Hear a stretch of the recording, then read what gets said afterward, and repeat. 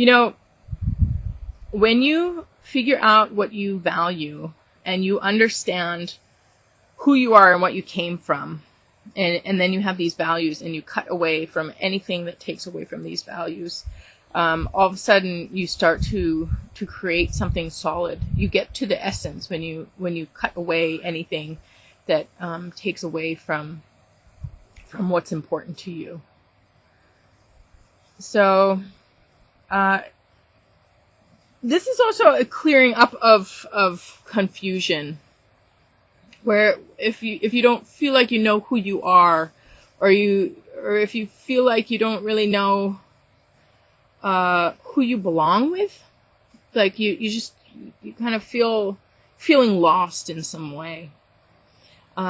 This is about, what is it that makes you feel strong? What is it that gives you your personal power?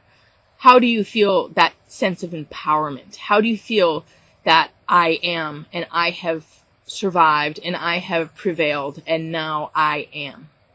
Everything can be our strength. We can make everything a medicine. Nothing has to be a poison. All poison can make us stronger, So, just understanding what you value, and then, kind of removing anything that takes away from that, and really getting back to your roots, understanding yourself, but also, just even doing things that promote your sense of self-worth and your sense of self-confidence. Self-worth, self-esteem, self-confidence are really important here. And what is it that you can do that promotes that?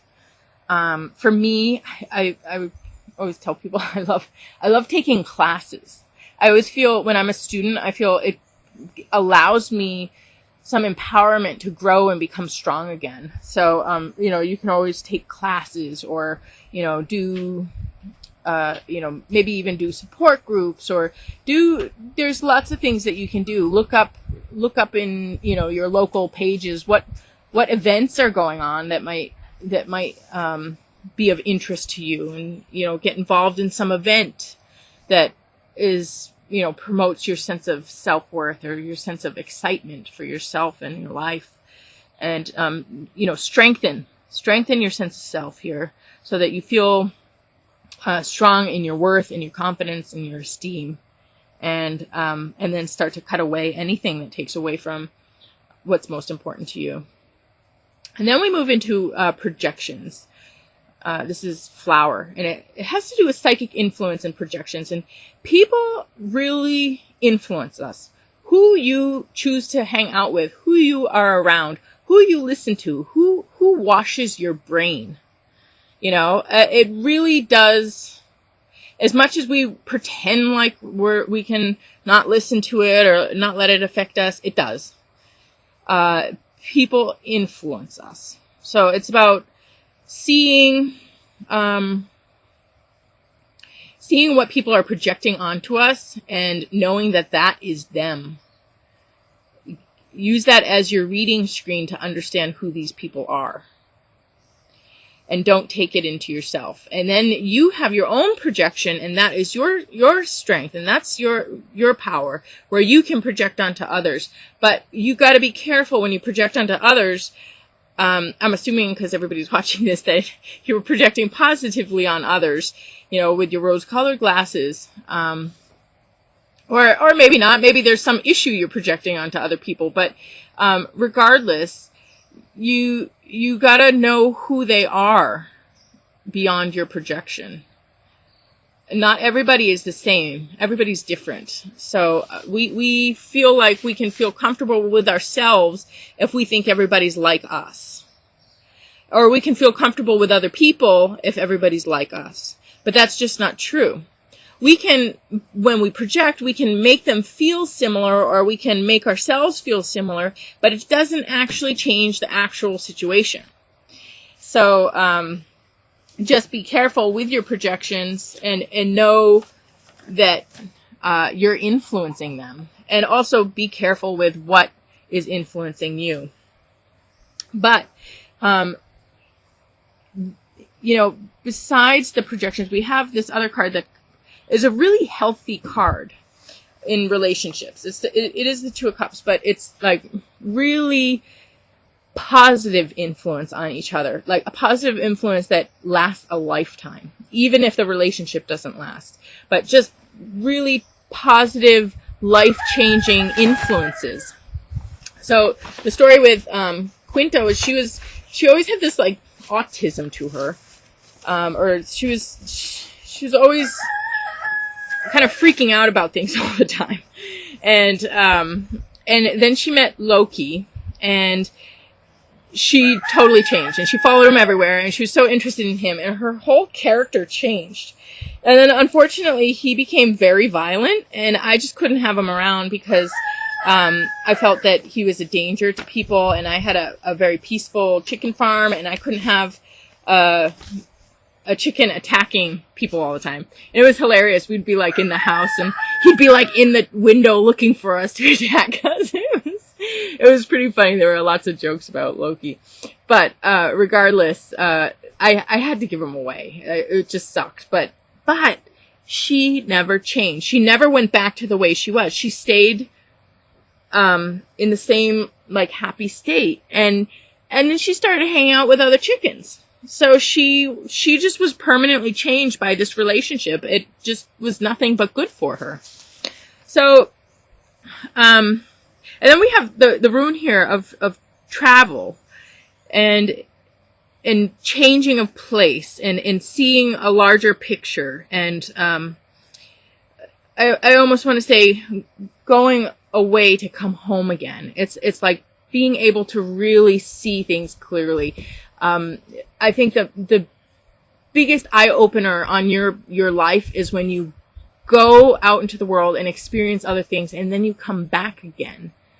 And the way you reflect on what you're living and the life that you have after you come back is like the incredible wisdom, the incredible light that gets shown on you, and you get to see what's really great and what's not so great. You really get to see, it's like a huge awakening. So I almost want to say that this is, it does have to do with travel and change of place, but, I want to say it's like a returning or somehow a healing of some sort, of, an awakening of some sort on these projections. It's like when you get yourself out of a situation, that's when you can see it clearly. And then if you go back to the situation, you can see it even more clearly. Like, I mean, it's just two totally different levels. When you're just sitting in it, you get overwhelmed by these projections. You cannot see.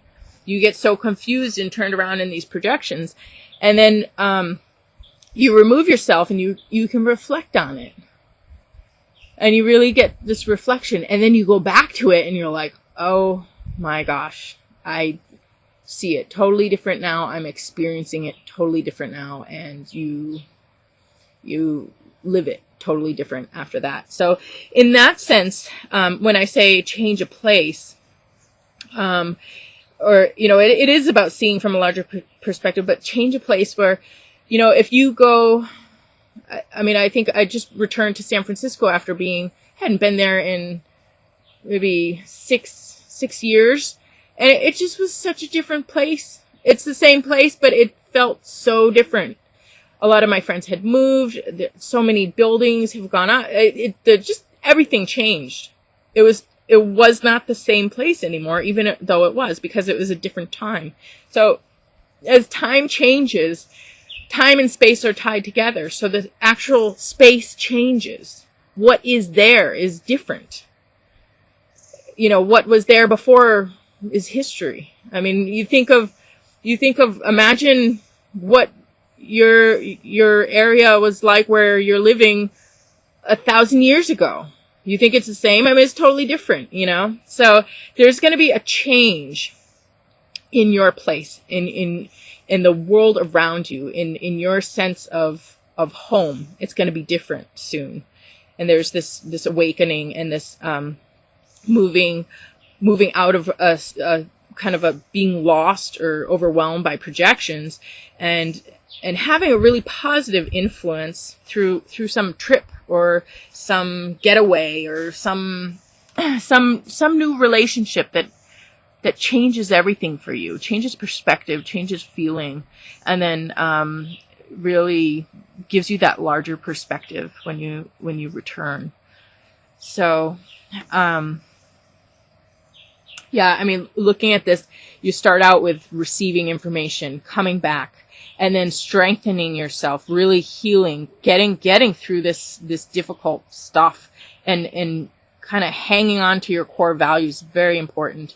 And then there's this, again, this continuum of clearing up of these projections, or kind of unwinding or untangling from the people around you or the influences around you, and really coming to this sense of clarity, and coming into a much healthier state that will continue. It will endure.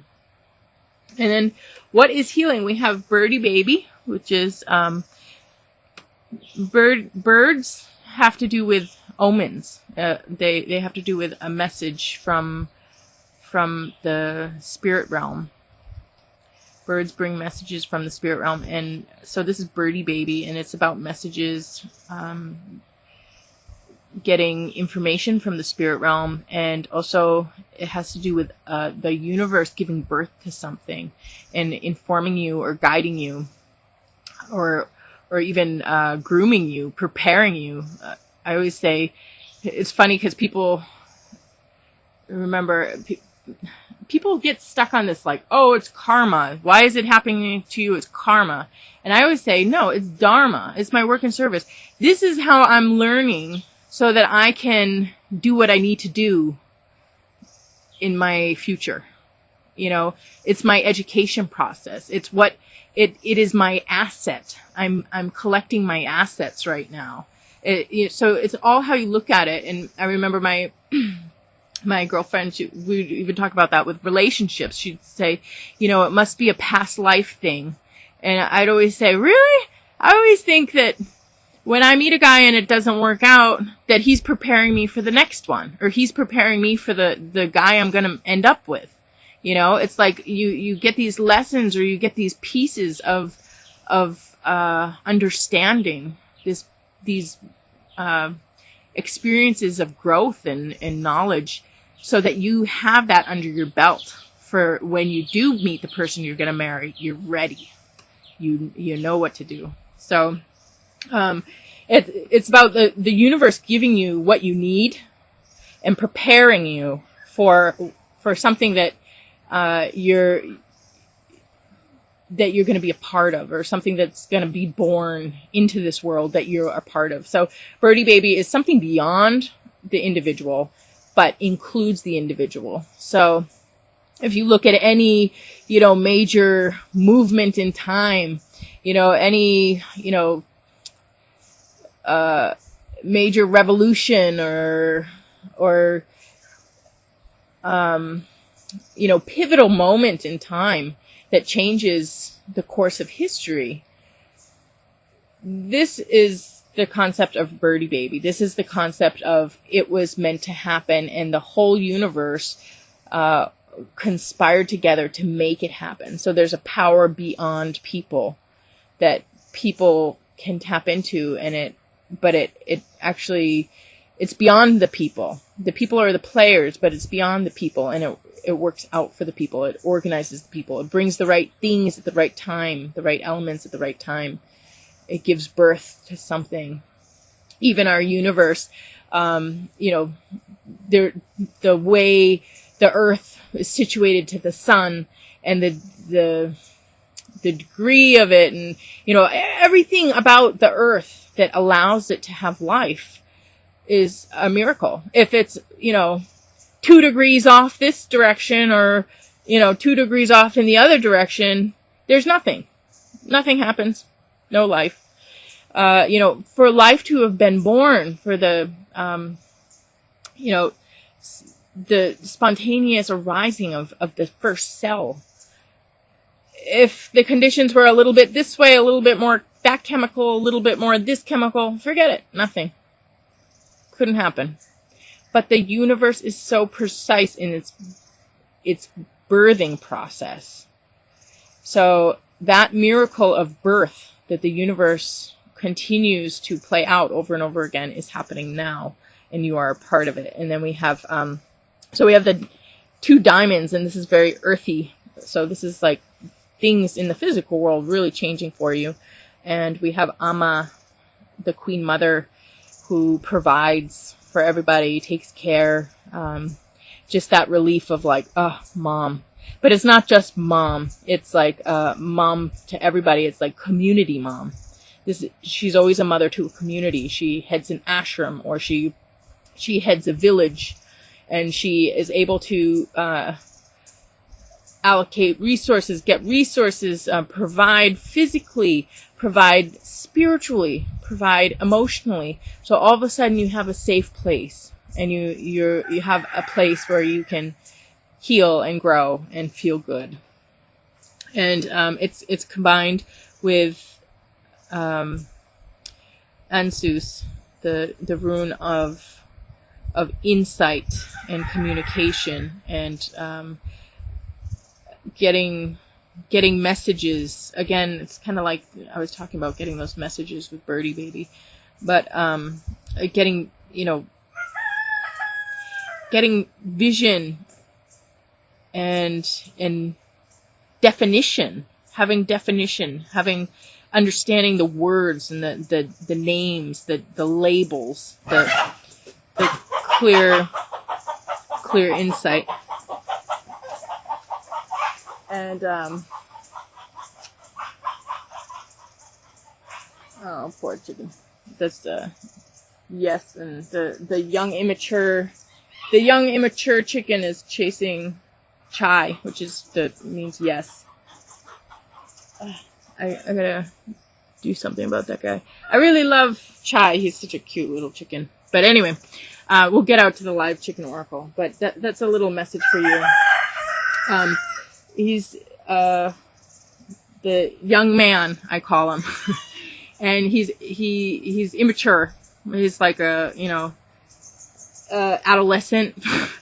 And he's chasing the yes. The yes is like the positive, the affirmative, the go. And so there's some irritation. I just want to say there's some irritation on the positivity here. So, but just like with the oyster, you can't get the pearl without a little bit of irritation. So, but anyway, back to this here. We have communication, information, insight. Again, this information, insight, and this is healing. We're getting to the bottom of things. We're getting information. We're getting clarity. We're getting the details, the label. I think of when we do Zazen meditation, or the therapy around that. It's about, first you start out just observing, but then when you start to put labels on things, it puts you up on another level where you start to see. It starts to bring that wisdom in. You start to see what exactly things are and where they're coming from. So there's this communication of spirit almost, as the bird represents also.